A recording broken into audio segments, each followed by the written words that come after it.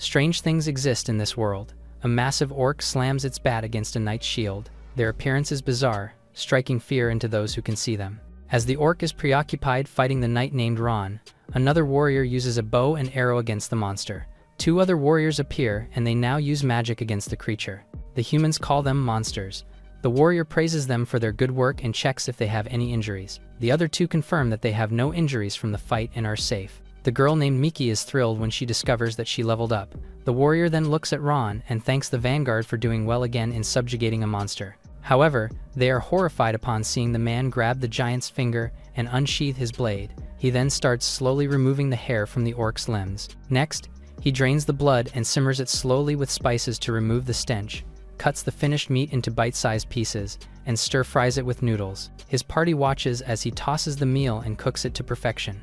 They can never get used to watching him cook monsters. Another thing is, they have decent food, so they can't understand why he insists on eating gruesome monsters. One of his party members, Heka, takes a bite of her own sandwich and states that the world is a big place and there are other kinds of people existing. Besides, Ron does his best to make it taste good. The knight then finally adds a little garnish.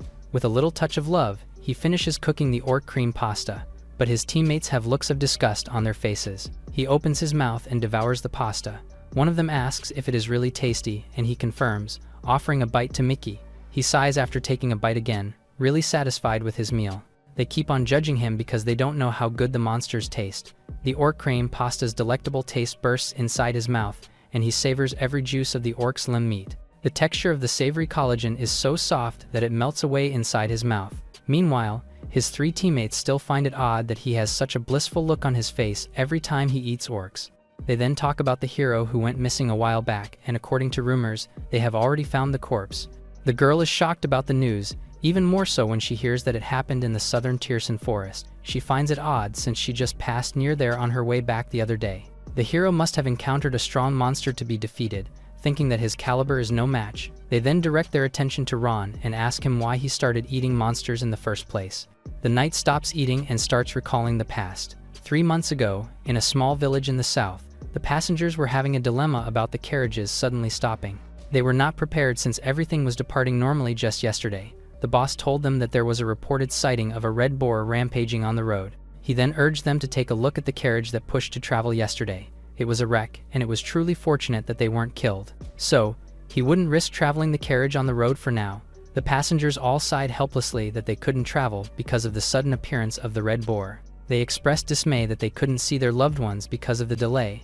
One of the caretakers was worried that they were stopping transporting people for the trade run. There were only 3 days left until the delivery deadline for the noble. The boss gripped his head in annoyance about the possible late shipment of the noble's delivery. Just then, they overheard a carriage driver declining another traveler who needed a ride to the city. Seeing that he seemed strong, the caretaker approached him and told him that they were bound to the city and just waiting for as many fellow travelers as possible before their noon departure, so he would be waiting for a bit. Desperate for a ride, Ron chose to patiently wait inside the carriage. The man introduced himself as Maham, a peddler, and Ron introduced himself as well.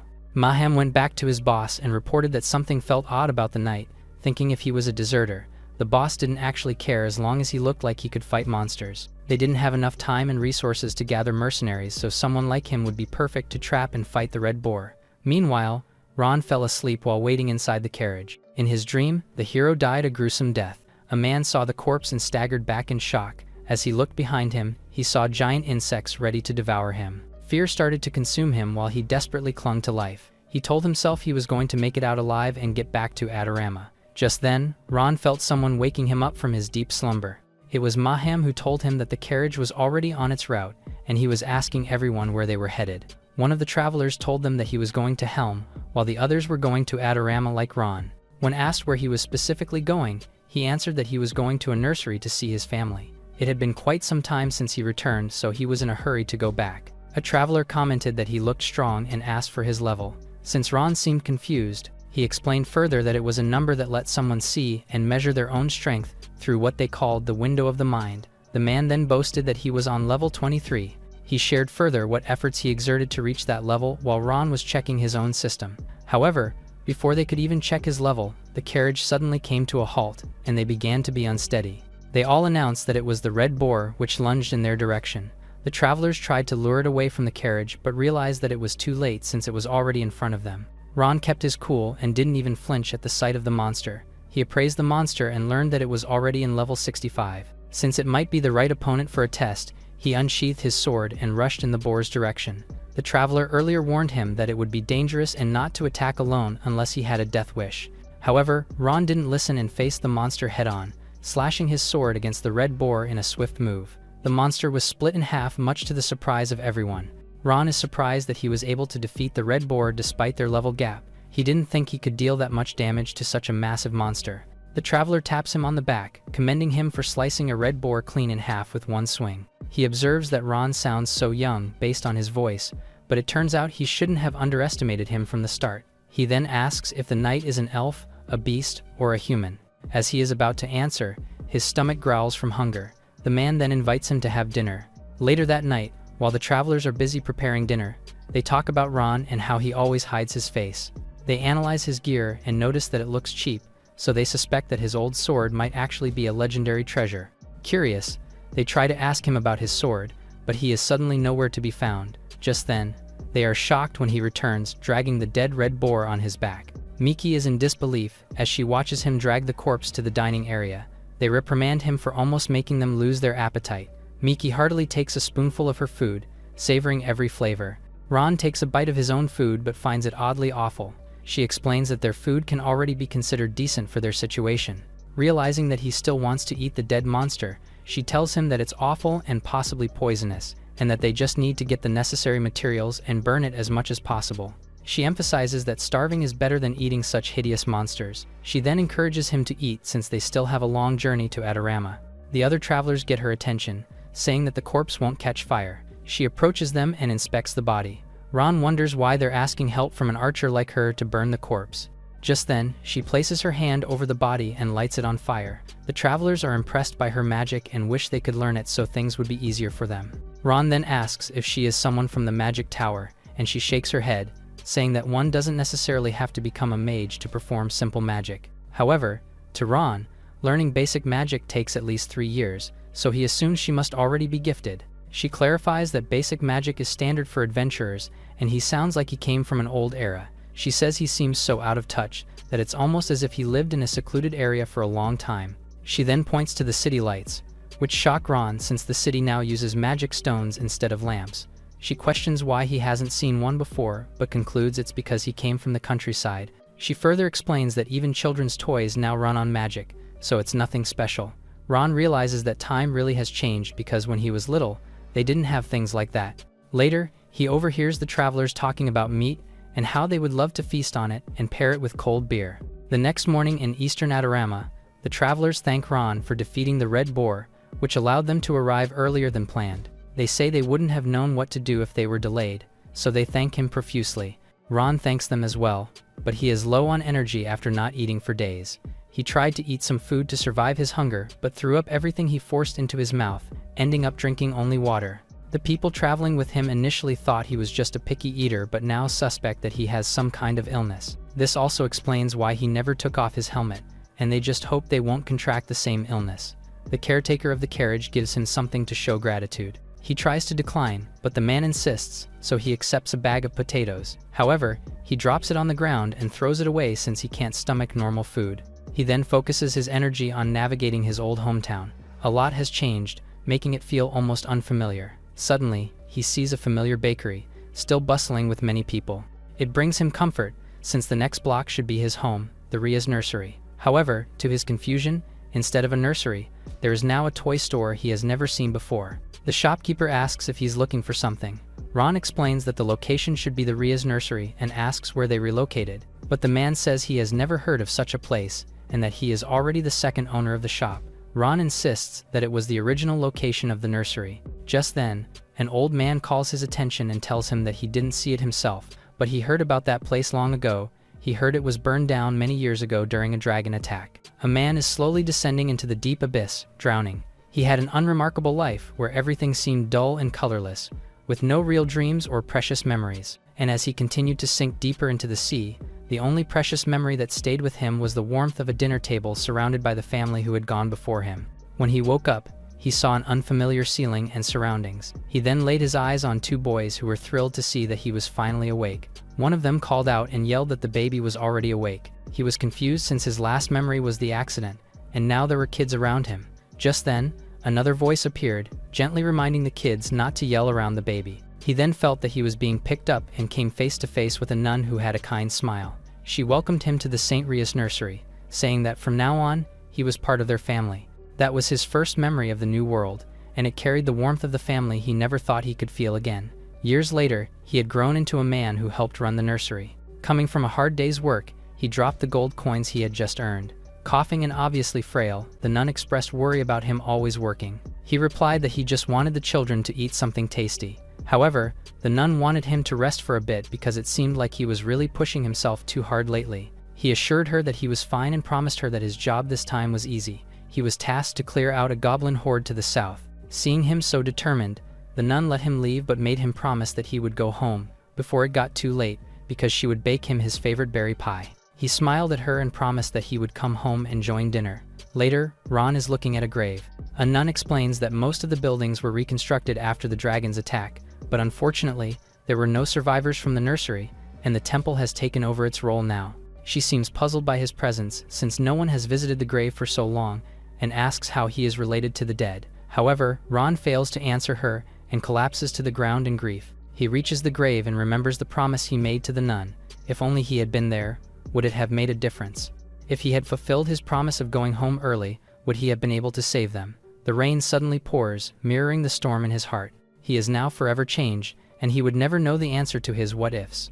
Meanwhile, the nuns from the temple are starting to get worried about him. It has been days since he left the temple, and they worry that he might get sick if he continues to grieve under the bad weather. Since he hasn't eaten anything, they left him food. He grabs the bread and takes a bite but finds it really disgusting. Losing his appetite, he tosses the bread away upon realizing that he can't eat anything since everything tastes so awful. He remembers how everyone can eat just fine, while he struggles to taste and digest everything he eats. He is starting to think that something must have gone wrong with him since he can't even satisfy his hunger. Lonely and desperate, he starts to wallow in depression. He lost his family again and is now living a miserable life. When everything feels bleak, he smells a delicious aroma of food, and he starts salivating at just the idea of meat in his mouth. Hungry, he follows the smell and finds two guards burning a monster's flesh to hide it. They worry about getting fined if someone catches them burning monster corpses inside the castle walls. One of them assures the other that they won't get caught because, surprisingly, the aroma of the burned monster corpse smells like real meat.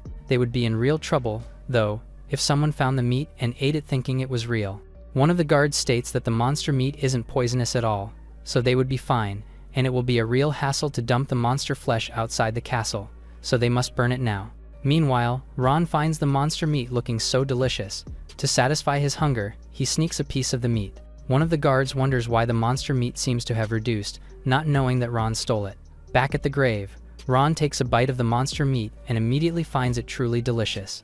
The flavor is beyond anything he has ever savored, and it is driving him insane. He takes bite after bite, and the taste is incomparable to the meals people forced on him while traveling. This meat finally satisfies his hunger. Just then, he accidentally bites his hand since he is so immersed in devouring the meat non-stop. His hand gets injured, prompting him to sob uncontrollably. His suppressed emotions finally catch up to him, and he apologizes to his family in between his cries. He feels lonely without them but wants to live like a normal human being. He wants to eat more delicious food and live happily without feeling any guilt. As he continues to kneel before the grave, he feels the lightest touch holding his hand. When he glances up, he sees a leaf falling onto his hand where he felt it. He then looks up at the grave as if understanding that his family is giving him a sign that it is time for him to let go of the past and live his life. He then takes his leave and promises that this time, he will be home early and won't be late. There is a tower standing tall in the middle of Adorama City. The adventurers call it Hexalem.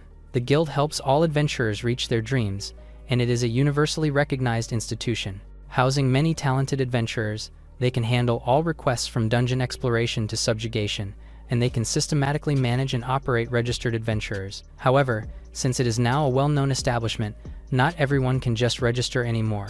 Adventurers are showing their best to be part of the guild, punching a robot to measure their strength. Some passed and some failed, but then a man in a hoodie gives the robot another blow and surprisingly sets the new record for that day's score. The man turns out to be an elf named Dahlia, and people are in awe of just how strong he is.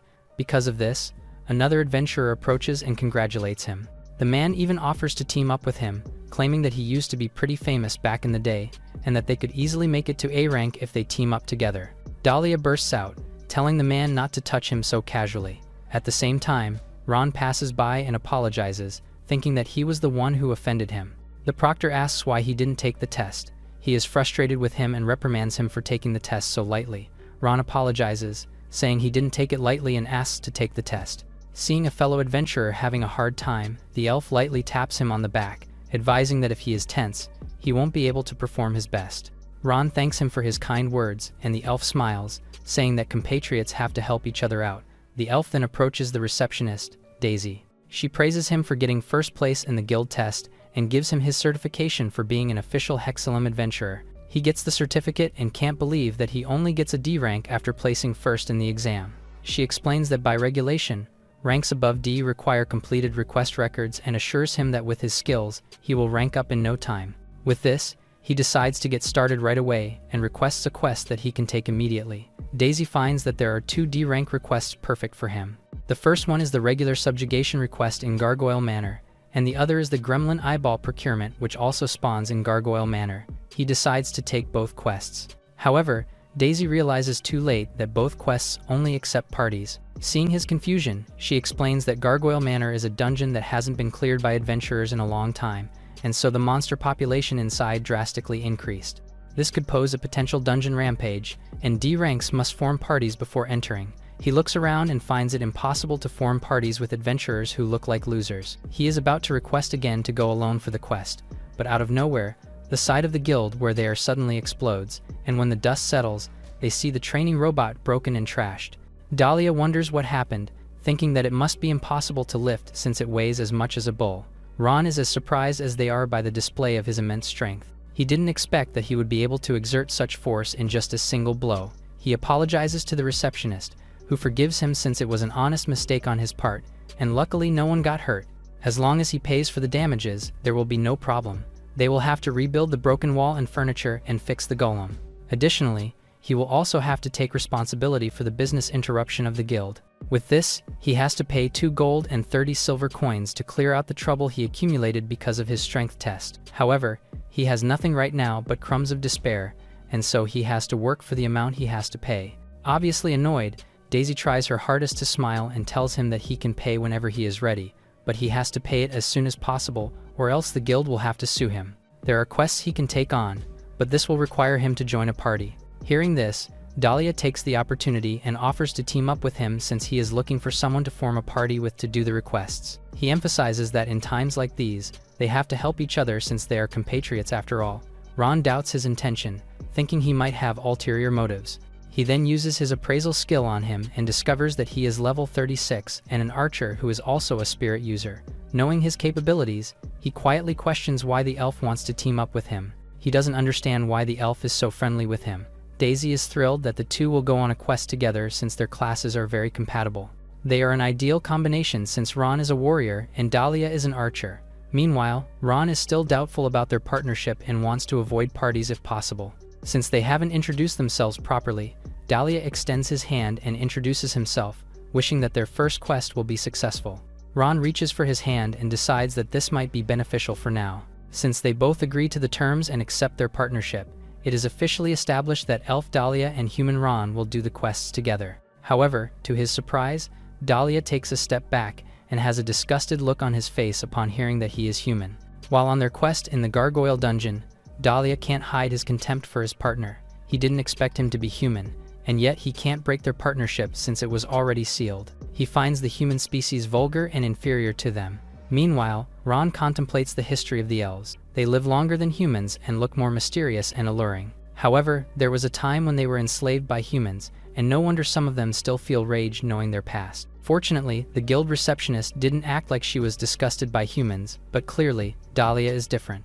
He follows him inside the dungeon and is stunned by how large it is. It looks like an abandoned mansion inside and is very different from its vibe outside. He then uses his appraisal skill to check the information and level of the monsters they are about to subjugate. The gremlins swarm around the mansion. They are usually low-tier beasts, but when they grow, they become a bigger problem to solve since they will be harder to defeat. Dahlia still treats him with contempt, saying that he should back off, so he won't interfere with his completion of the quest. They should just deal with it separately since he can't stomach working with a human. Agreeing with him, Ron begins to leave and go about his business. The elf finds this offensive since he just ignored him and went on his way, noting that basic manners don't come naturally for short-lived humans like him.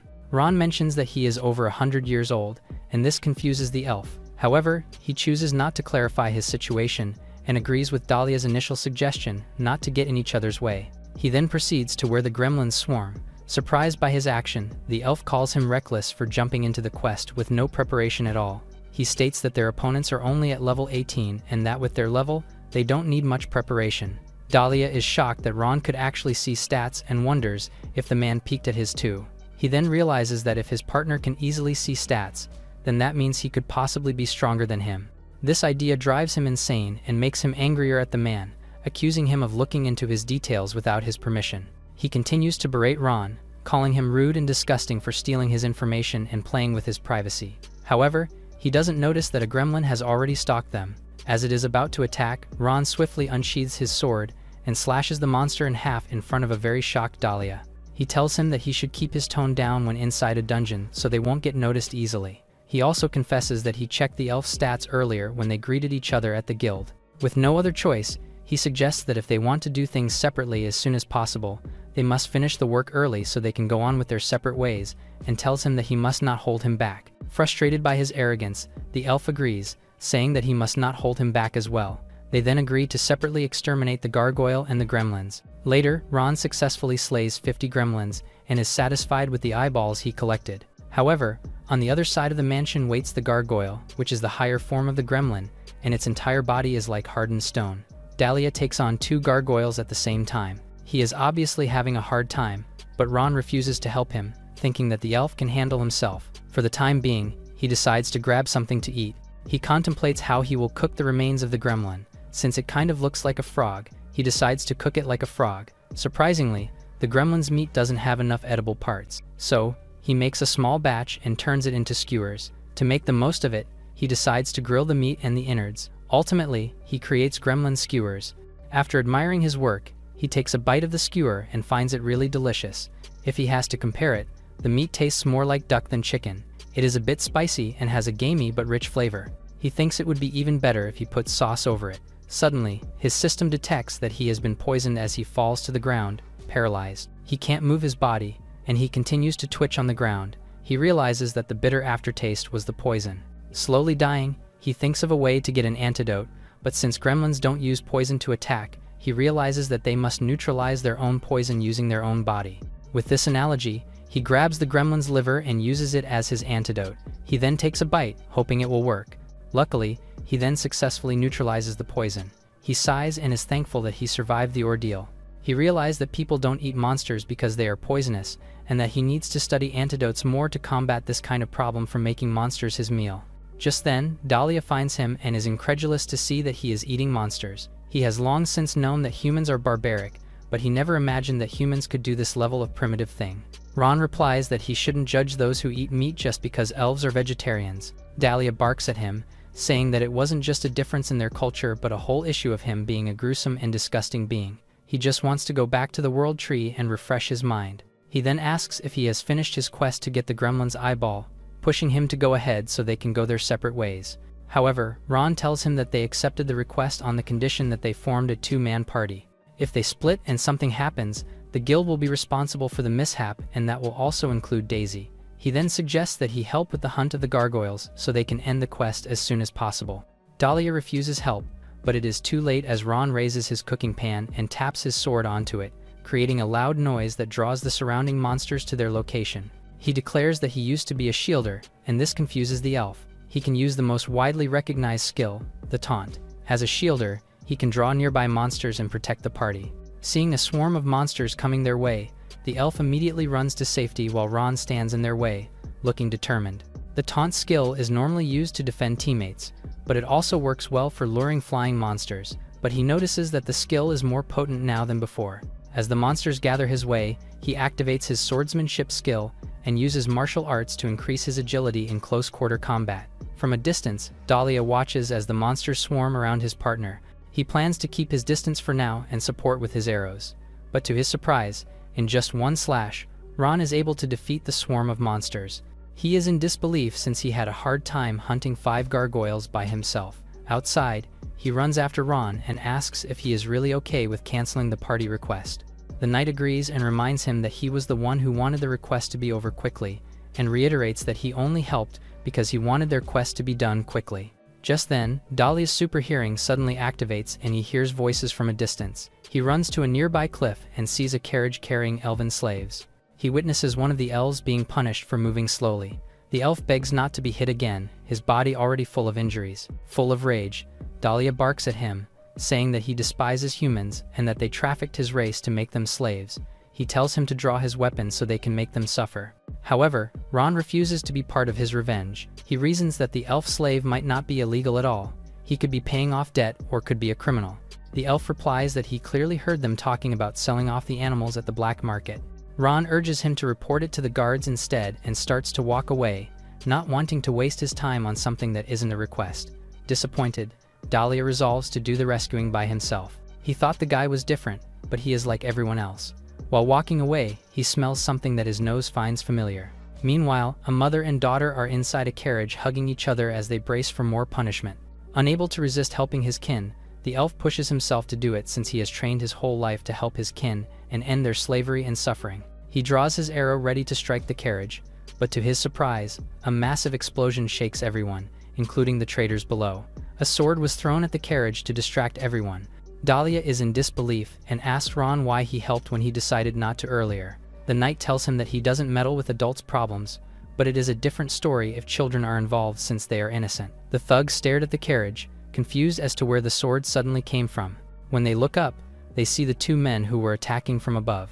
Watching them slide down from the cliff, they're asked who they think they are, and if they realize the consequences of their actions. Dahlia was enraged by the disgusting humans, saying he's well aware of the elves in the carriage. However, the men insist that they're licensed traders from Beshtal, meaning the slaves are all legal.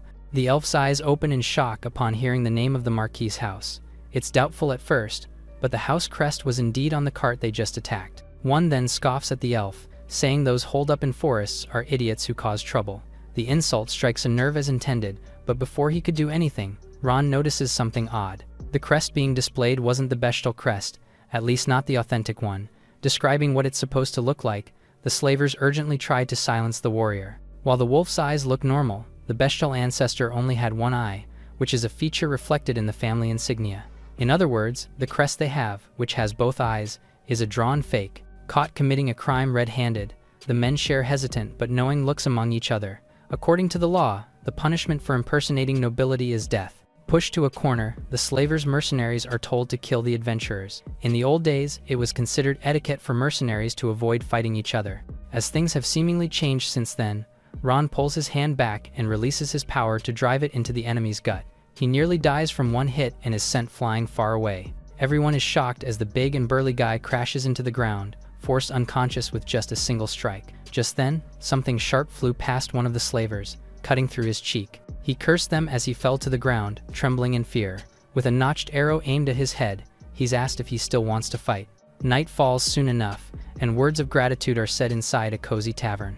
Dahlia says he just did what anyone would do, unable to ignore seeing his own people enslaved. Returning to Ron after settling the matter, he apologizes for taking so long. The illegal traders were handed over to authorities, and it seems there are even more victims. They're sure to serve a hefty punishment since they even impersonated nobles. As the human was about to turn away, a light voice called to him. The elf child looked at him, asking if he's the uncle who saved them all. Beaming with respect, she calls him cool and thanks him for helping them out. With all that said, she waves goodbye and leaves with her family. Ron is silent and does not answer, but Dahlia then says something he never expected to, unable to look him in the eye. Although hates to admit it, the human helped him save his kin, which is more than worthy of thanks. However, the warrior just flatly asks him for money. If he's so grateful, then the best way to show that is with money. His help wasn't exactly meant to earn money, but in the end, money is more reliable than words. Dahlia shook from frustration, regretting that he even felt thankful in the first place. He throws a pouch of coins at him and tells his temporary comrade to get lost. Infuriated by the money-grubbing human, he storms off with a vow to never trust them again. Ron heads to the guild the next day. Daisy confirms that he brought the exact amount of items he was told to, and brightly congratulates him for completing his first job request. It was a tough one for a first mission, but he handled it perfectly and with amazing time. He's given the payment for his speedy success, but it's just 2 meager coins on his palm. Feeling like it's become much less than before, he says it feels a little short. According to the guild rules, his debt for the broken equipment will be deducted with each job reward. Surprisingly fearful of the receptionist, he promises to pay it off as fast as possible.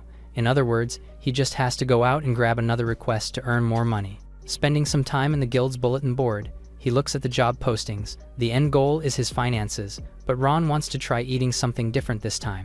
One request he can take on is in the Stas dungeon, but he avoids it as it only ever has stone monsters. Another is a regular extermination request at an orc hut, which he's never gone to before. Thinking about orc meat and the dishes he can make, he wonders if it's similar to pork. Just then, a familiar voice called to him. Miki asked what a mercenary was doing there, and asked if he became an adventurer. She thought he died after they separated, since he didn't eat anything while they were together. Distracted by the catch-up, she turns and introduces him to her party members. A young man named Olga is the party leader, who's already heard about Ron, including his picky eating and insane strength. The head is an archer like her, and Heka, their mage, completes their party of 3.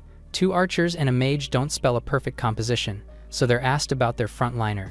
They usually hire one, but have struggled with this recently, stopping them from entering the dungeon. With that said, Miki reaches her hand out and asks the warrior to join their party in heading to the orc hut. Ron is surprised by the unexpected opportunity. An orc rampaged in the forest, forcing Miki to dive away from its huge club. Fortunately, an arrow sped towards its eye before it could attack again. It wails in pain from Olga's precise hit, which is supplemented by an explosion from the lodged projectile. With amazing teamwork, they're able to bring another enemy down. They were completely in sync that day and had already defeated 2 targets. Things had been going well ever since Ron joined their party. However, it seems they spoke too soon as the ground beneath them suddenly began trembling. From a short distance, they see a bunch of orcs charging right at them. It seems that the horde was attracted by the cries of their kin that were just killed. The party immediately turns tail and runs away for now, but Heka trips and falls to the ground. She was about to be killed by the merciless swing of the monster, and all they could do was stare in horror while it happened. Just then, the orc in front of her was cut cleanly in half. The others soon followed, all decimated by the swing of Ron's unyielding blade. While checking on the mage, the other members stared in awe of the warrior's strength. Seeing him stand in the middle of the monster corpses, they wonder just how strong he is. Later on, several arrows pierced and killed another orc. They've used their bows enough to defeat 10 targets, so it was time to call it a day. Gathered around the campfire, the others wonder what level Ron is for him to have such power. Reminded of her savior, Heka turns to thank him, but doesn't see the comrade anywhere. Just then, her nose moved as a delicious scent wafted through the air. It smells like roasting meat, which is unlikely to happen in the middle of a dungeon. They find the new member, sitting around a campfire all by himself. Realizing that he's the one grilling the meat, Miki gives a few tips and offers to cook together. However, she freezes upon seeing the processed orc carcass, laid out and sitting on the fire. The sight shocks them, and they can't understand why he would even do such a thing. On the pan, he had a couple of delectable-looking grilled orc thighs. He thought it might be similar to pork, but it's closer to a mixture of cow and pig meat. Wondering which it tastes closer to, he takes a big bite off of one, and is amazed by how delicious it is. With every chew, rich juices burst out, letting him taste the meat's true well-cooked flavor. It's closer to pork, and is packed with umami. His comrades retch and try to stop him from eating the monster, but he remains unfazed and instead sprinkles some salt and pepper while grilling the other piece. It was impossible for it to not taste delicious. The simple seasoning created a great aroma, and it'd be perfect with a few vegetables. Meanwhile, the sight of him enjoying the monster was a nightmare to the others. Ron watches the 3 adventurers gather and talk about his behavior, and he already knew what was happening. That said, he's glad to have tasted the orc meat. To his surprise, Olga put an understanding hand on his shoulder. They won't pretend to understand his taste, so they'll just ask him to not eat monsters so openly. It isn't right for them to kick a skilled adventurer out, just because his preferences differ from theirs. He's even offered their food as well, but with his firm rejection, the party heads to bed. The next day comes, and they resume their hunt for orcs. Despite the towering beast's heavy and continuous attacks, Ron blocked everything with his shield, allowing his comrades to unleash their attacks at the enemy. Their day goes on like this, and ends with the humans' routine monster meals that disgusted the others. Nonetheless, the party was able to laugh and chat around the light of the campfire. Soon enough, It was the last day of the quest, but the newcomer still insisted on sleeping alone. Miki was intrigued, but Olga just volunteered to take the first watch. With this, the calming sound of the fire lulled them to sleep. Ron dreamed as usual and recalled a faint memory that was similar to how his recent nights have been. With the fire already going, they called him over to join them already. Her voice was inaudible, but he sees the smiling face of a familiar woman.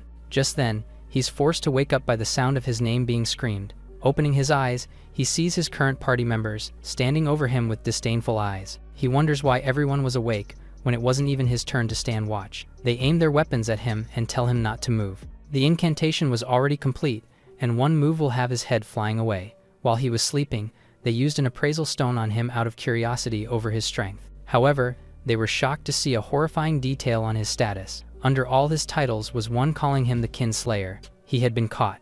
Kinslayer is a title granted to cold-blooded individuals who've killed over 100 members of their own race. It increases attack power when combating members of their species. This means Ron has killed more than 100 humans, and it's something they can't overlook. He must not have a criminal record since he's a member of the guild, but this was still unacceptable. They ask him to explain his situation, hoping he can clear the misunderstanding up. However, the warrior remains silent. Did he approach them, hoping to take their lives and add it to his tally? The shady man just apologizes without explaining. His circumstances are unknown, but this isn't something they can turn a blind eye to. Olga can't trust someone who has a history of murder, so he kicks him out of the party. With the decision final and irrevocable, Ron simply stood up, already used to this routine. He takes his bag and leaves without another word. 100 years ago, in the southern Tierson forest, a goblin charged at a bunch of adventurers. They were responding to a tank's taunt ability, falling for the bait that leaves them open to the archer lying in wait. Arrows hit their marks perfectly, and the monsters are taken down in an instant. The leader commends everyone's teamwork and checks for any injury. She praises the archer who shot 2 down at once, but the adventurer insists that she's too kind. Since they have 18 more to go, the party agrees to keep their spirits up. Turning to Ron, who they called Charlotte, the leader asks if he's finished organizing the subjugation certificates, to which he urgently nods his head and recommends moving out. Moving forward, they make some small talk and note that there are fewer goblins than expected. It's probably because they're still by the entrance, and they should be more deep in the forest. While they continued to talk about the mission, Ron noticed something odd. Thinking they couldn't hear his voice, he reached out to hold them, but his party members all turned with deadly glares. Piercing through him, they asked why he would do such a thing, and why he survived while each and every one of them died. The warrior jolted up from the nightmare. He was on his bed, panting from the vivid dream that was more like a memory. It was a beautiful morning outside, so he got up and went to the guild as usual, but something was different. As soon as he stepped in, murmurs spread across the room, identifying him as the one from the rumors. Someone speaks a little loudly, and calls him a murderer who joins weak parties to extort money. Groundless and exaggerated rumors have spread in the days he was resting. Not willing to engage with them, he heads to Daisy, who says she has wonderful news. Given his achievements, he's been promoted to C rank, and has received a special request, told to slay a harpy. He thinks about the golden shine of crispy fried chicken. Just then, he hears a familiar voice calling him a man blinded with greed. Dahlia smiled at the old acquaintance he hasn't seen in a while. Ron just accepts the C rank request, while the elf goes on about the rumors surrounding him. Ignored, he says they came all the way there, since he's hated by humans. A pair of red and furry ears perked up, and a girl asks if this is the person the elf has been talking about. A striking girl with soft features appeared. Apparently, she's the leader of the party Dahlia recently joined. She brightly greeted him, introducing herself as Marin and saying she's heard a lot about him. Judging by her appearance alone, she looks like a beastman that focuses on martial arts. Using appraisal, Ron takes a look at her status to confirm his guesses. Her strength is as high as expected, but he's surprised by the class listed under her name. She proudly calls herself a priest, which she strangely believes is obvious enough. Priest is a support class that plays a key role in healing, but she's as far from holy as one can look. Dahlia was looking for a party of non-human races, and happened to find her party. Only the 2 of them are members, but since he heard the rumors surrounding Ron, he suggested that recruiting a strong kinslayer like him won't be so bad. He was still struggling to understand what was happening, so the elf has to spell it out for him. Reaching out, they invite the man who's killed hundreds of humans to join their party. It isn't really an invitation someone would accept, but does he really have another choice? The room was already filled with distaste against him, and finding another party with the kinslayer rumors would be impossible. Left with no choice, they shake hands and look forward to a fruitful partnership. Now, it's time to head out and test the compatibility of their strength and abilities. There was no other place to go but to the dungeon, where they'll also be hunting the harpy. Under the faint glow of dungeon caves, harpies screeched and charged at the adventurers. For now, Ron is instructed to take them down and prove his skills. Flying monsters such as these are tricky for a shield bearer to handle, but he should be able to reach them if he jumps up. To his surprise, the monsters fall with the aid of the party's archer. Dahlia says he can't let humans steal his targets again, and tells him to just keep taunting. Another enemy dove in with a loud roar. Ron turns as he's urgently and suddenly told to put his shield up, but not to defend. Marin dashed toward him and used his shield as a platform to launch herself at one of the enemies. Despite her priest class, a single punch from the beast woman is enough to take it out. The leader commends the new recruit, praising his reaction time and teamwork. With their presence, he's reminded that having comrades beside him wasn't so bad. Since they caught 3 targets right off the bat, they decide to clean up and take a quick break. Just then, Ron notices something moving near the dead harpies. A smaller creature toddled around, holding the monster's feathers. Dahlia makes fun of him for being such a bumpkin, and explains that they're called living dolls. They're basically mana-powered pet golems, and the one before him is Forco. The owner brims with pride and affection for his pet, who was cleaning the feathers. Since they run on mana, they don't need to be fed, and can even be trained to help. They aren't babies, but it becomes very evident that Dahlia is fond of cute things. Remembering something upon looking at Ron, he clutches Forco and turns away, reminding the human that he's a golem that can't be eaten. Marin ends the nonsensical conversation to get back to hunting. They reach half of their quota much faster than one normally would. Given the newbie's skills, the leader wonders why Dahlia took so long before introducing him. As he starts to talk about certain circumstances, the amazing smell of roasting chicken hit the beast woman's sensitive nose. The elf already had an idea of what was happening, but Marin just got mad, believing the human was roasting meat for himself. Harpy meat was prepped for cooking, and the cauldron was heated up. Everything was seasoned perfectly to his taste, and all that's left was to cook. Oil sizzled as he placed cutlets on the pan, taking care not to burn them. Soon enough, pan-seared harpy shoulder was plated to eat. It looks exactly like chicken, but what's important is ultimately the taste. A single bite tells Ron all he needs to know. The texture is like foal as well, but way more delicious and flavorful. There was no gaminess, just sweetness and fat melting in his mouth. While planning the next time, his shocked comrades order him to stop right away. Sitting beside the harpy carcass, he apologizes and asks if they want to have a bite. Marin collapses upon witnessing the most horrifying thing she's ever seen in her life. Ron argues that the harpy's face is closer to a fish instead of a human. But that's not the point. Dahlia starts to lose focus from experiencing this a second time, but the delectable scent hits the beastman's nose again, and she can't help, even just for a second, to consider it. She shakes her head, reminding herself that it's a monster. The thought of eating it alone was blasphemous, but Ron notices her expression and offers them a bite.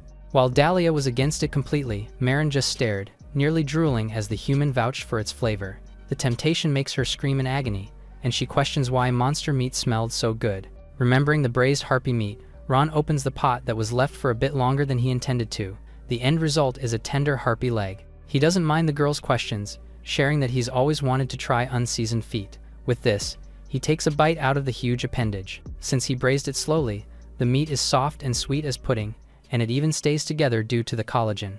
It would be better with a spicy sauce, so he decides to try that out at home with the remaining leg. Dahlia, who was exasperated and only now turned to look at him again, screams in shock upon seeing the new part in his hand. As soon as he says that harpy legs have poison, Ron dropped to the floor. Marin is told to use status recovery magic on him, but she doesn't know how to. It's basic magic for priests, which she never bothered to learn as it was a hassle. With Dahlia making a scene, other harpies respond and fly towards them.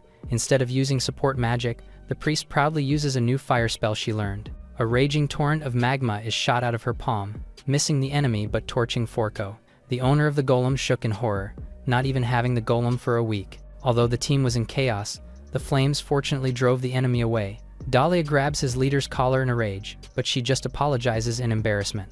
His anger was enough to last for millennia, and while she offers to buy him a replacement, it wasn't going to be enough, especially since Forco is a limited edition golem that's no longer in sale. After a long while, they return to the guild, where Daisy confirms the success of their mission.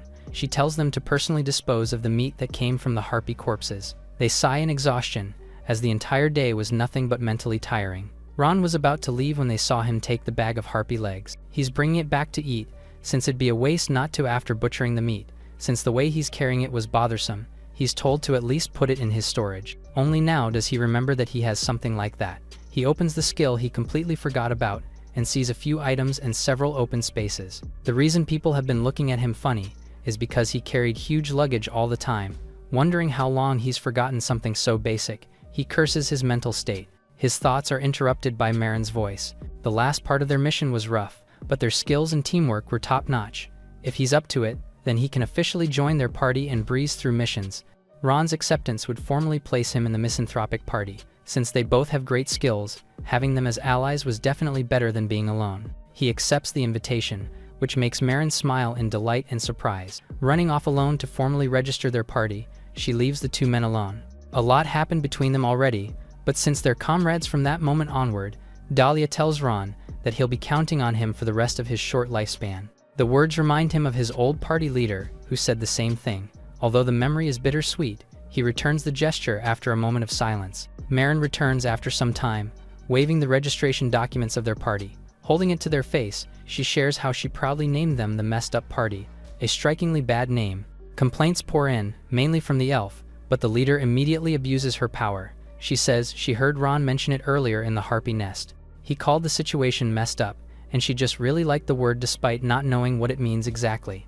Dahlia insists on the principle of naming together, but she counters with following the leader's decision. He can't believe that all their achievements will now be listed under such a ridiculous name. On the other hand, Ron didn't mind it much, and just wanted to eat harpy meat in his room. Marin catches him and asks where he's going. Since he's new, they have to hold a welcome party, which doubles as a celebration for the mission. He tries to decline, but the leader won't allow it and tells both men to join.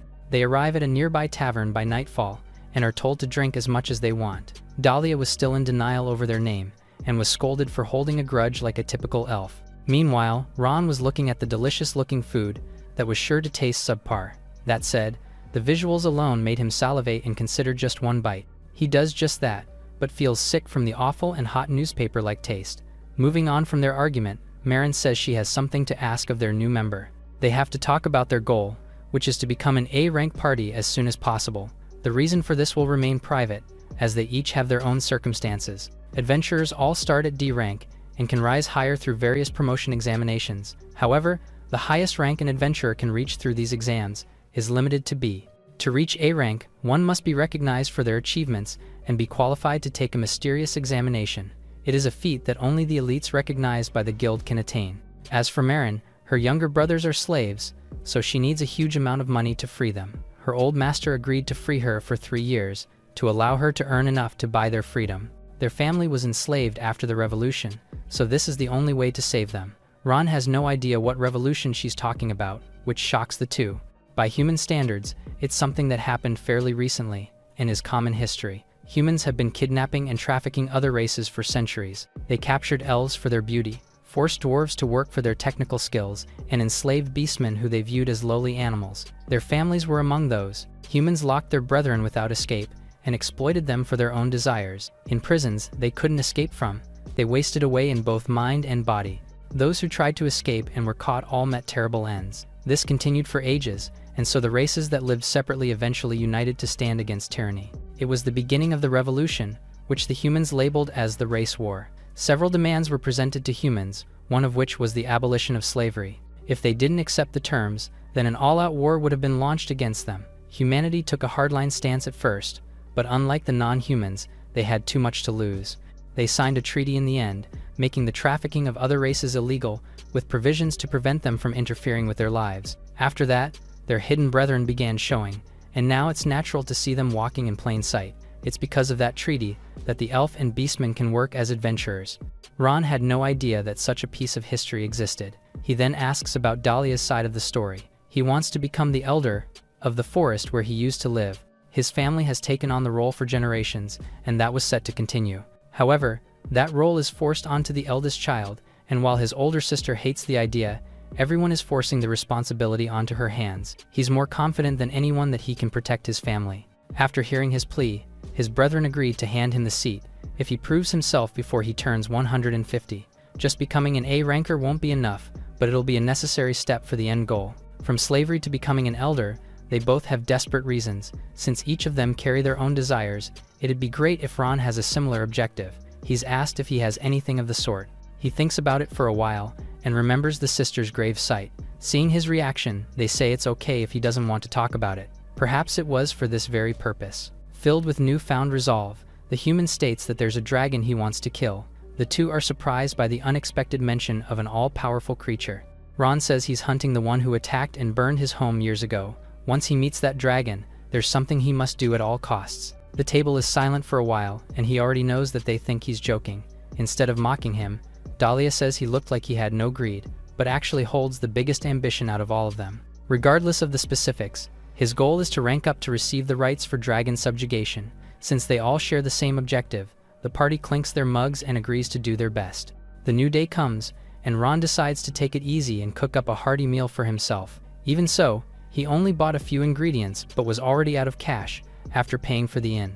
Oil is expensive, so it's a waste, but first he heats it up. After this, he calls on his magic storage, which he just recently remembered to use. Inside is raw meat that has been perfectly preserved. It's in the same state from when it first entered, meaning the space is the best food storage. Now he beats the eggs to make a wash, then evenly coats the meat in breadcrumb batter. He drops it into the oil, and hears the familiar sizzle that never gets old. Once it's nice and golden brown, he flips the pieces to avoid burning, then fries a second time for crispiness. Finally, it was time to drain, plate, and eat the deep-fried harpy thighs. The fork goes into the golden skin, making a crackling sound. It turned out pretty well for a first try.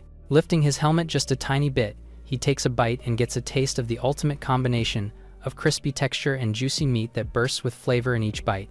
It was delicious. There was also a subtle sweetness unique to it, almost comparable to a crab packed with meat. The more he eats, the more he wants, and he's glad that he has a lot of it. As he was just about to take another bite, someone loudly called to him. It was Dahlia, banging on his door and telling him to open up already. He does as told and answers the door, immediately asking what he wants all of a sudden. Since he has something urgent to discuss, he says he needs some of his time, and shares that there seems to be a problem with their leader. As it's a fairly private conversation, he's brought inside, where he sees a plate of fried food. He's appalled, already knowing that his comrade used monster meat, but sits down while reminding himself that Marin comes first. Saying their mere conversation must be kept a secret from her, Dahlia asks him to lend some money. The brazen request ignites something in Ron, who stands up and tells him to leave if this is what it's all about. He vows to kick him out immediately, if he doesn't have a convincing reason. Getting to the point, the elf says Marin's human master seems to have deceived her. Given her situation with her siblings, the reason they paused their missions today was because she went out to see them. However, her master broke his promise and was preparing to put them up for auction.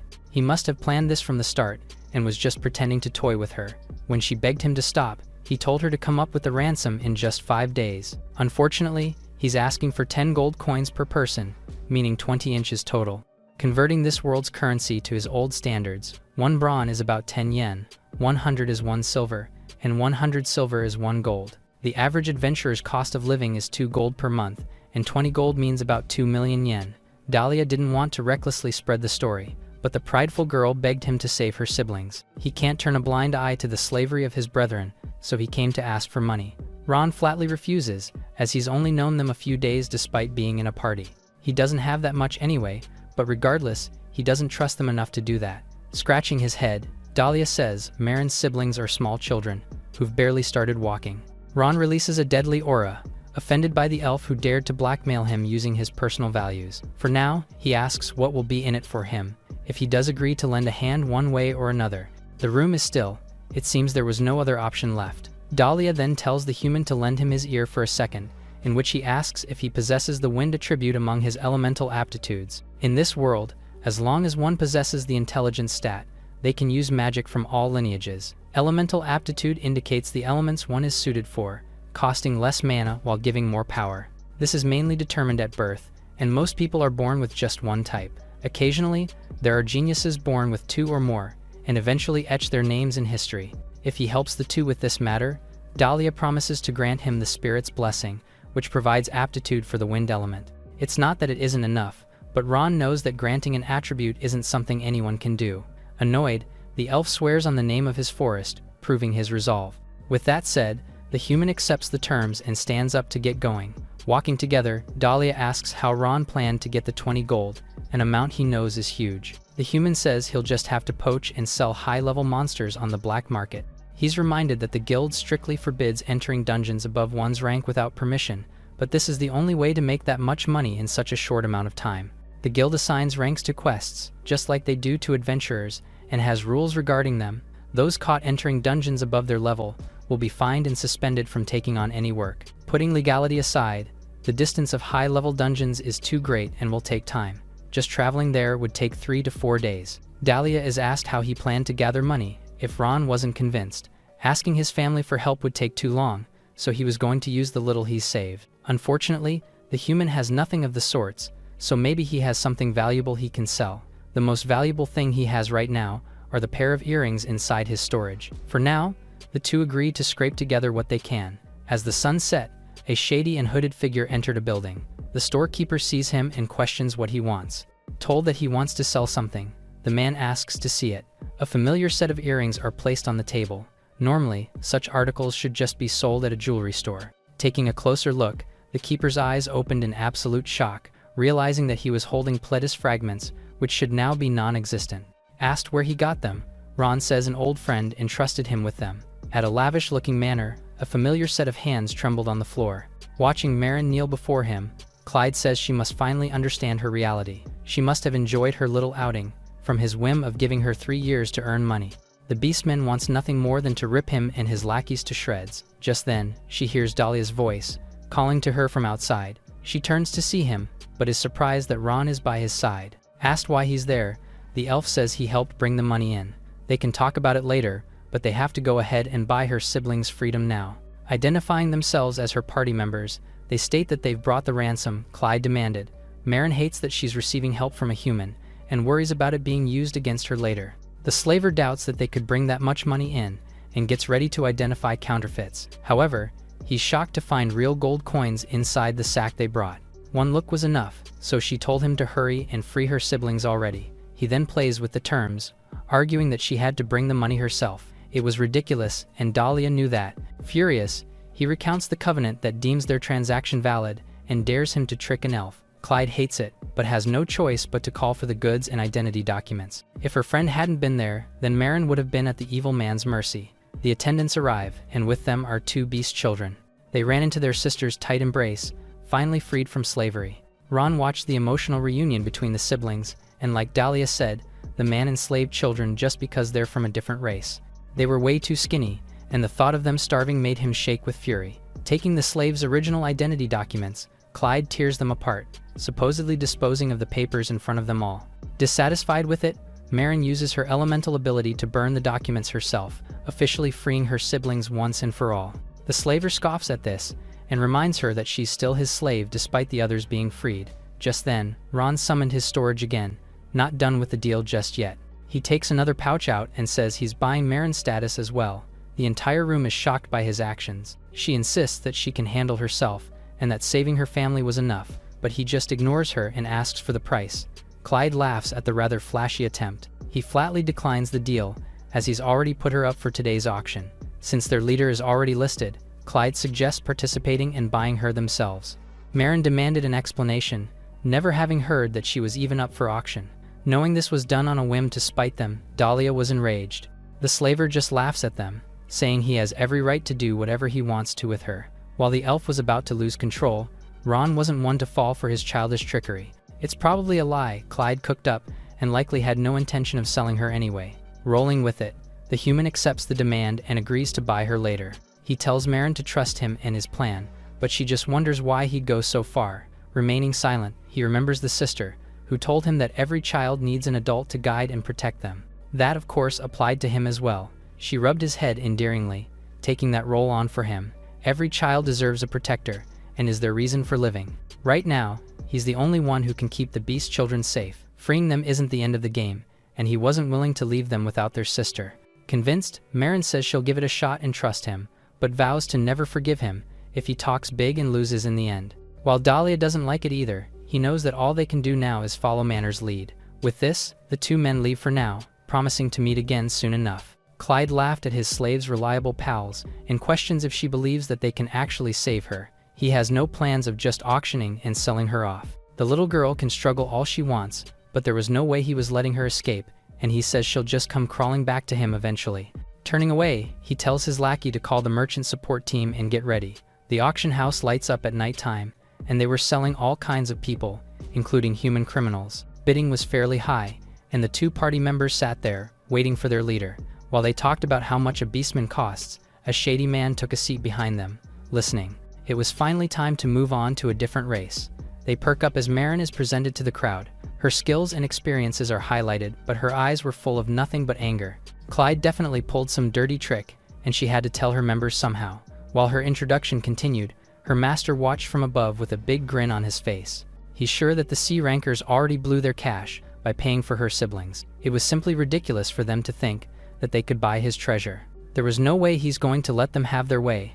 The host starts the bid at 6 gold and 30 silver pieces. The man behind the adventures immediately raises his paddle and is asked for his bid. He stood up, ready to wash everyone away. Dahlia is incredulous as he bids 20 gold right off the bat.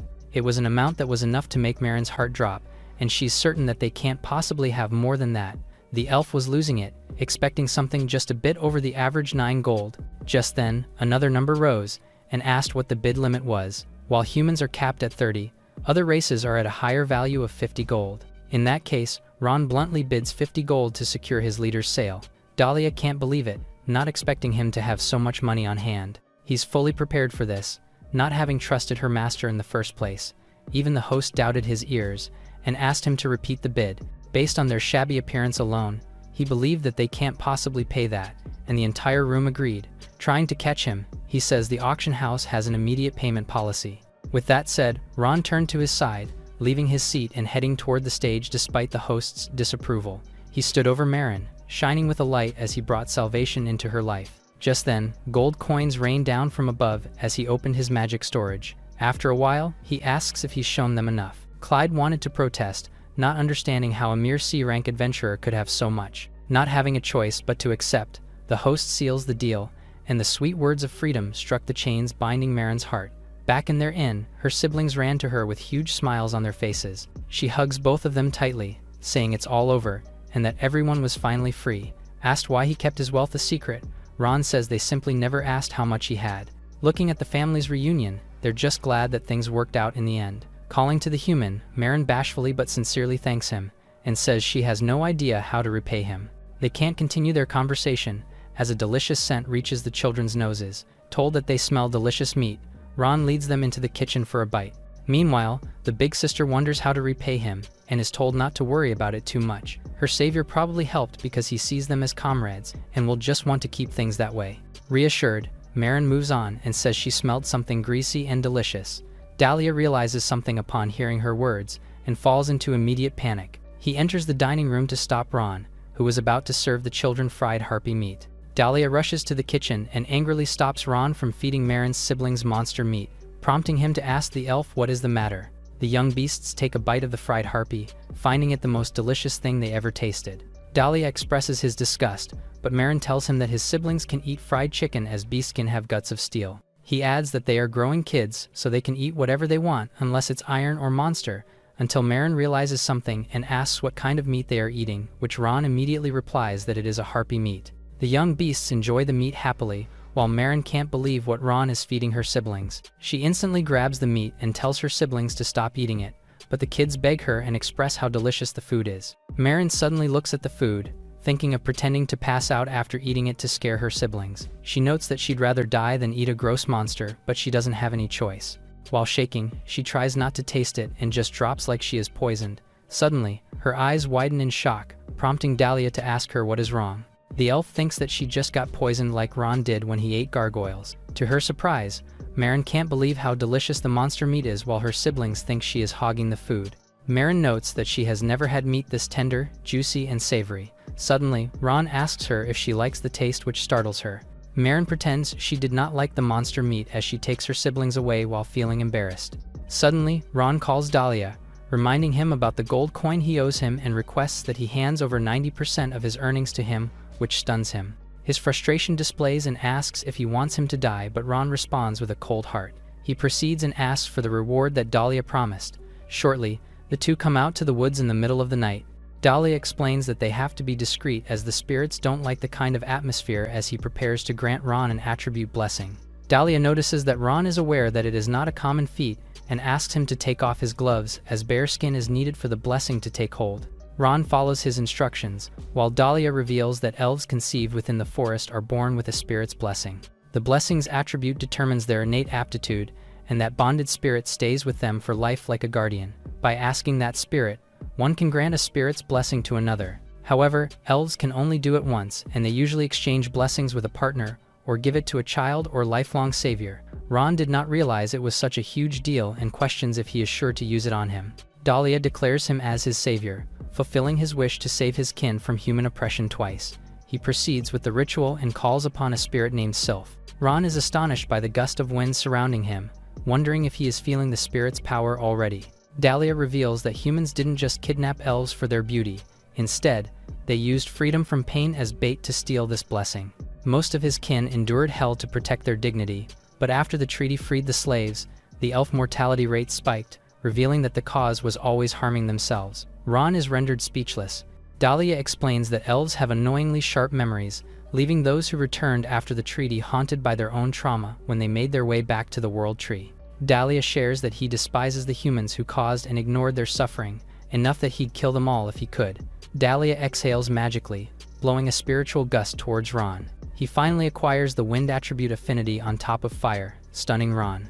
Dahlia clarifies that he still hates humans for their vile and greedy nature, adding that just because he gave him a blessing doesn't mean he has forgiven humans, while Ron listens to him intently. The next day at the guild, Marin and Dahlia greet Ron. They share that they finally found another beast to babysit Amorta's siblings, since they can't just leave them to humans. Marin is excited as this is her first day as a free citizen, and she also picked up a great quest, which is to subjugate Mad Dorth. Dahlia finds it disgusting to hunt in a muddy swamp, but Marin explains that it is safe for a C-rank quest. Since Mad Dorth are living mud lump that moves like a slime, Ron wonders if they taste good like other monsters. Dahlia already knows what he is thinking, while Marin tells them to go to the entrance to meet the carriage she rented. As they walk, Marin plans to explain the details inside the carriage after Dahlia asks her if she checked the other monsters in the Crystal Cave. Marin then shares that she needs to find a place for her and her siblings, since she can't let them live in an inn for so long. The group suddenly pauses before the carriage. Dahlia finds their ride a bit expensive, but Marin explains that it isn't the one she requested. She asks the armored guard to explain, until a blonde guy comes out of the luxurious carriage, sending chills down Marin's spine after hearing the familiar voice. It turns out that it was her former master, prompting Ron to ask what he wants since the deal was already done. The master arrogantly replies that he misses Marin, so he decides to make a proposal instead, offering to trade the slave back as she refers to Marin. The proposal renders Ron speechless. This angers Dahlia and finds the renegotiation absurd, but the master tells the elf to shut up and asks Marin to stop glaring at him for old time's sake. He warns them that the rear guards are over 80 and will subdue them if they retaliate. The master addresses Ron politely and offers 100 gold coins to get Marin back, but Ron simply refuses, rendering the master speechless. He thinks that Ron finds the offer too small, but the slave is not worth more than 100 golds, which only angers Dahlia. He raises the offer to 150, but Ron coldly refuses. He ups it again, only to get the same response. Marin is confident that Ron will not trade her even if he offers 100 million gold coins. The master reveals that the market price for a beastman slave is 200 gold coins and asks if he will still refuse. Ron thinks it is a good deal, which angers Dahlia, but he says he is only joking. Ron reminds the master that Marin is already a free person after he destroyed her contract before. He gives the master a warning to stop bothering them and disrespecting Marin. The master expresses his frustration as he notes that they are getting drunk on their sense of camaraderie. He thought he could settle things with money, but he will not give up the pleasure of toying with Marin, but a sudden blow slams into his face. Turns out that Marin could not hold back anymore and decided to hit her former master. Her energy surges as she reminds him that she is no longer his slave and tells him to be careful about his language. The armored guard reacts at once as he reaches for his sword, but Ron grabs his head and warns him not to draw his weapon. He suddenly crushes his face into the ground without hesitation, while the other mercenary steps in with his spear. Ron calmly picks up a rock and hurls it with overwhelming force. The enemy did not have time to react, while the master expresses his frustration after his guards are taken down easily. He questions what Ron's level is, to which the latter reveals that it is 95, shocking Marin and Dahlia. Suddenly, Marin grabs her former master's head to give him a hard beating. Dahlia tells Marin to wrap it up so they can go, while the latter responds that she just finished beating up his former master. She warns him never to show up his face again, but the master plans his revenge immediately by letting the group of merchants know about their group.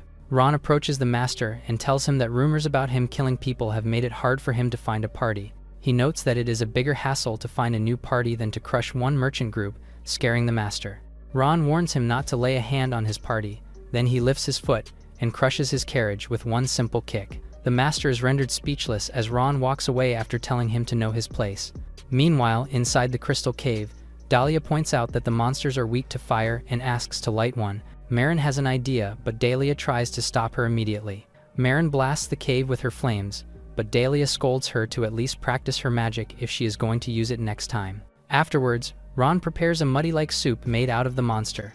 Marin and Dahlia warn him to be careful since they don't know if it's poisonous. Ron is surprised that the food doesn't smell like earth, so he thinks it doesn't taste like one too. However, he feels disgusted as he describes the taste as like clay. He decides to eat the rest of the harpy carriage that he prepared before. Suddenly, Marin formally thanks him for saving her family and promises to save up money to pay him. He tells her that there is no need to pay him back since she needs to feed her brothers, until Dahlia suddenly asks him how he managed to get a lot of money. Ron reveals that he sold a keepsake from an old friend, rendering Marin speechless. She clenches her fist and asks why he had to sell such an important item. Ron reassures her that it is fine, noting that they are his friends now and she can repay him by accomplishing requests together as a party. Marin can't believe his generosity, while Dahlia notes that it is nice to have her as their leader. Marin's spirits are lifted and promises to take care of them, until she suddenly recalls Dahlia bestowing Ron a blessing and asks if they have known each other from before. He responds that it's not much different from how long he's known Marin and notes that the blessing was the price he had to pay for a contract. This sparks curiosity in Marin and asks Ron why he always wears a lid. He notes that he has his own reasons, while Marin gets curious and wants to take it off. Dahlia assumes that Ron is hiding a massive scar and reminds Marin not to pry too much. However, the elf reminds Ron to open up just a little bit in case someone wants to get to know him more, rendering him speechless. Suddenly, something catches his attention. A massive explosion follows, shocking Dahlia and Marin.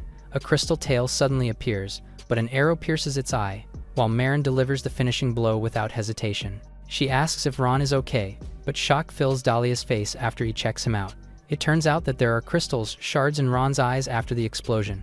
He notes that his vision is fine and downplays his wounds, but his colleagues think otherwise.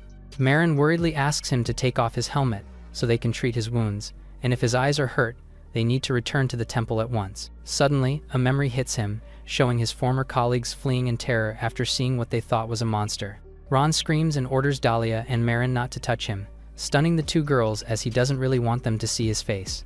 Ron buries his face in his hands, as if he's in a nightmare, and tells them to stop and look away. Dahlia tries to calm him down and explains that they need to properly check his injury before they can treat it. Ron finally collects himself and reassures them that it's just a graze and his eyesight is normal. Dahlia is stunned when Ron reminds him his level and compares it to Crystal Tail, that is only level 30. He reiterates that he is fine and suggests that they continue the subjugation. The girls look at each other in silence, then Marin proceeds to heal him and the two respect his wish. The girls apologize and Ron does the same after screaming at them. The group finally returns to the guild after finishing their subjugation request.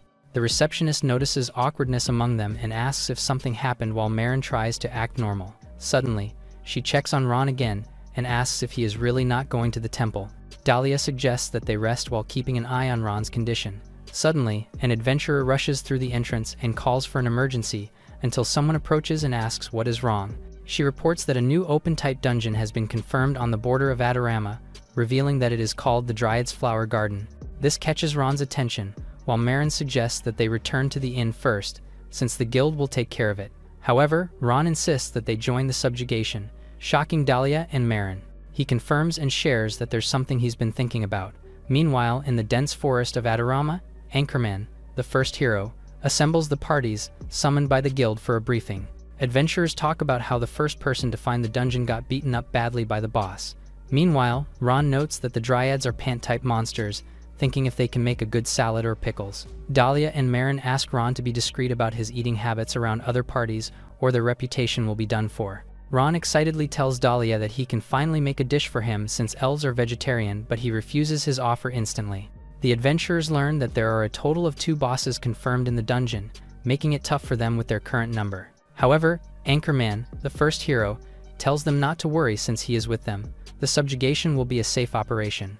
Dahlia notices that Ron is unfamiliar with a hero and can't believe that he is more informed than him despite growing up in the forest. He explains that hero is a collective term for those holding the title, and people treat them with utmost respect. However, there are some who are terrified by the hero's appearance, revealing that it foretells the resurrection of the king of all monsters, the Demon King.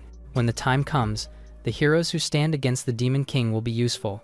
That is why heroes are always given special treatment by nations and guilds. With the help of appraisal, it is revealed that Anchorman is a level 75 warrior class with top-of-the-class stats. It is also shown that he has so many breaker titles for first-time dungeon clears. Ron shares that he saw a hero once a long time ago, while Dahlia notes that it is not surprising since out of the 5 heroes found so far, the second one was killed, and the 4th hero was taken out by a monster, so there are only 3 left. Ron's attention suddenly shifts, seeing a swarm of monsters coming in to attack. The adventurers hold them back so they don't reach the main unit, prompting Dahlia to prepare and shoot them with his precise shots. Marin joins the fight as she punches the monsters to death, while Ron showcases his swordsmanship as he slashes the swarm.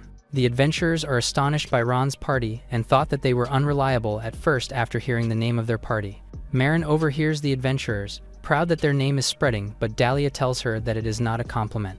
The elf explains that the hero and B-rank party will take down the 2 bosses one by one, while their role is to block the other monsters approaching them. Finally, one of the dryads has appeared, but the B-rank party is already struggling to keep up with the boss. They try to keep the boss occupied until the Anchorman defeats the other dryad.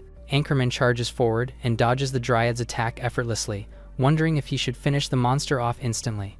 The boss is unable to react in time, until Anchorman slashes the monster into pieces in a flash. The adventurers are astonished by the hero's performance after defeating the boss all by himself, while Anchorman smiles as he displays humility. Suddenly, the other dryad mourns for the loss of its kin as it lets out a guttural scream. The adventurer is bothered by the monster's behavior, but the other doesn't care and hopes that the hero finishes the remaining boss. The earth suddenly cracks as the dryad summons roots as it continues to scream. The adventurers are tied by the roots and unable to let go, prompting Ron to panic as he realizes that the open dungeon has multiple bosses and finally makes his conclusion. He realizes that they need to defeat both bosses simultaneously. Tyrone, master of the Enraged Garden, is deeply saddened by the loss of her companion.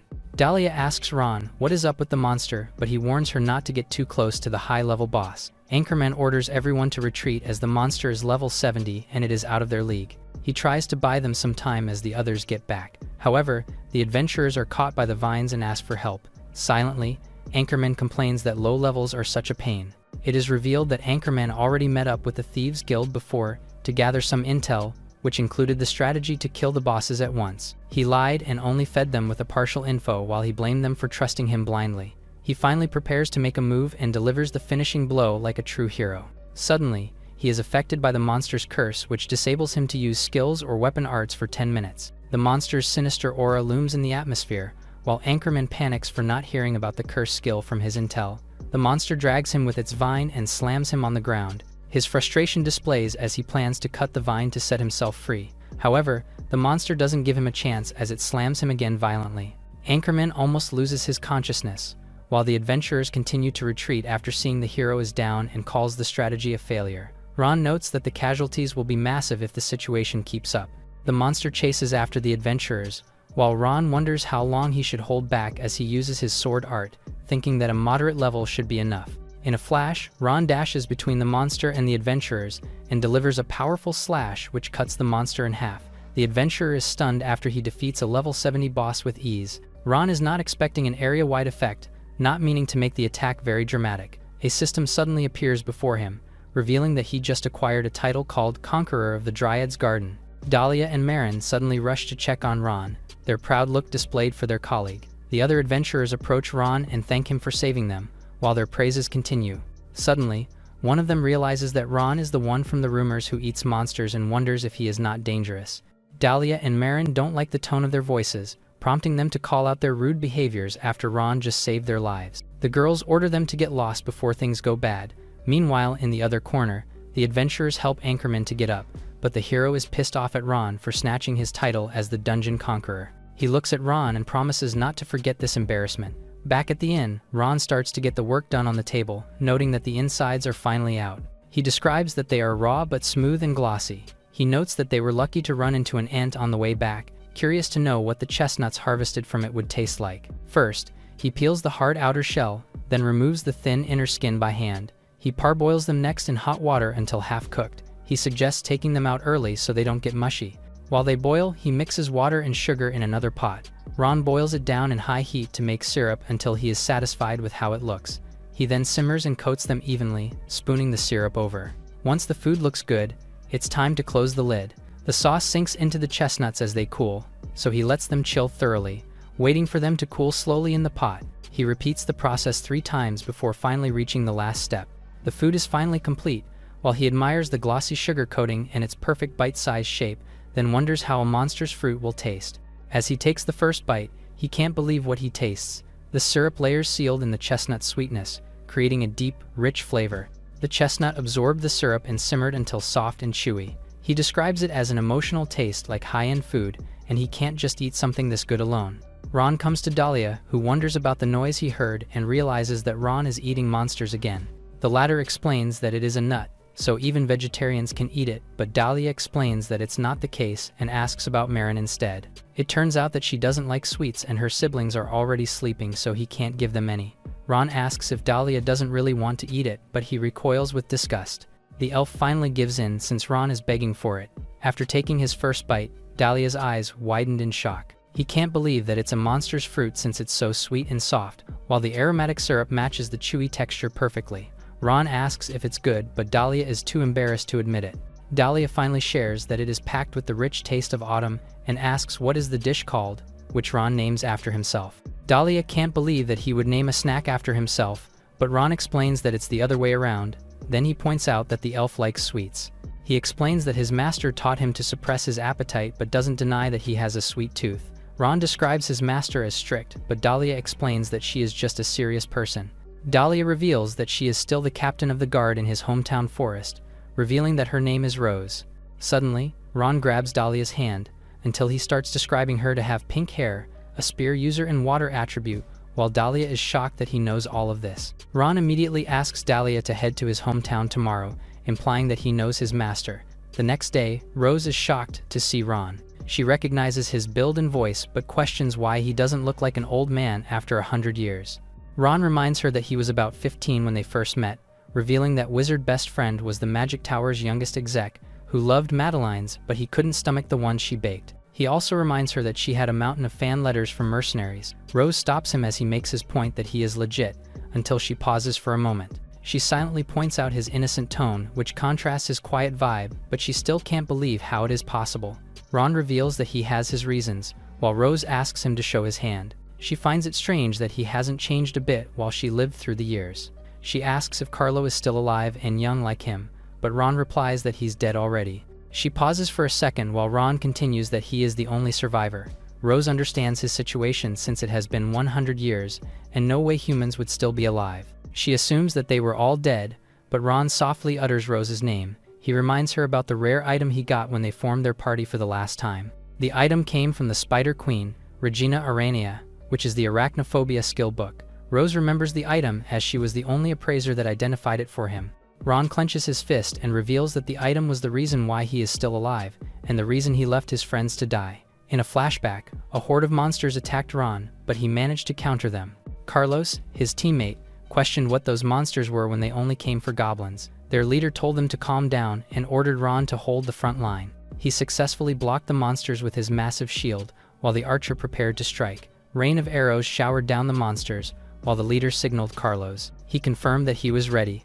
Then he unleashed his fiery magic. The leader asked if Ron ever saw goblins like they encountered, but he said he never saw them. Their friends were angry at their client for not informing them about the danger of the quest, but Demian, their healer, told them to stay positive since they could just demand hazard pay later. Carlos told him it wasn't a joke and insisted that they should grab a corpse as proof and report that the intel was wrong. Suddenly, someone noted how cruel the scene was, which shocked Carlos. A woman covered in hood arrived and expressed her disappointment after she spent ages making the monsters. They asked who she was, since the area was restricted for a subjugation request. The leader called Ron, and he immediately came in position to protect his party. The leader revealed that they were official adventurers on a request, and the forest was off-limits, so she asked her to identify herself. The woman recognized them as humans who trashed her test subjects. The adventurers recoiled after realizing that the woman was out of their league. The woman shared that she was in the middle of a sacred ritual, complaining how dare they interrupt her while the gold dragon revealed herself and her scaly figure. Ron recognized something was wrong, so he decided to use appraisal, but everything was missing except her race, which was a dragon. He caught the monster's attention and immediately slammed Ron into the air. The leader was stunned after he crashed into the ground, leaving him unconscious. The gold dragon called Ron out for his rudeness and decided to use all of them as special sacrifices for her ritual. The leader alarmed everyone to get into their battle stations and asked Demian to heal Ron. The gold dragon realized she did not introduce herself because she was in a rush, so she revealed her identity, the pinnacle of draconic intellect. The adventurers panicked while they tried to keep their focus on her since she was unpredictable. Carlos noted that she took out Ron in one hit, thinking they needed to escape, so he decided to blind her with his magic first. Suddenly, a sharp object pierced her stomach in a flash, but the dragon mocked him for using magic. The archer immediately focused her aim, but she was also eliminated immediately. The leader could not see or hear the dragon's movements. Shocked at how strong their opponent was, she was losing hope and did not know what to do. Good thing her team was still barely hanging on. She relied on Demian's wide area heal to save everyone, but she needed to buy some time while he was healing Ron. The leader asked what a dragon like her was doing in a forest like this, until the dragon revealed that she wanted the resurrection of the Demon King. As the possessor of all wisdom, she had a revelation. She planned to purify the world from the plague known as humanity, and they must be wiped out. However, there was one who realized this before her, one who dedicated his life to fighting humanity, which she revealed to be the Demon King. The dragon revealed that she was preparing a sacred ritual for his resurrection to grant his wish for revenge, until the Demon King stole her heart in the process, and she planned to be his queen when he returned. She was proud of herself for falling in love with the Demon King, calling herself as the love-crazed Mad Dragon Salvator. Demian noted that she totally lost it, but her rambling bought them some time. His wide area healing preparation was almost done, and once it popped, he was going to grab everyone to escape. However, the dragon mocked them and revealed how she planned to use them as new test subjects while he killed Demian and the others. Ron admitted that they couldn't win a head-on fight and they were going to get wiped out. However, if he played the move he'd been saving, he might be able to slip in an opening. Left with no other choice, he unleashed the power of arachnophobia. Then the assimilation debuff was activated.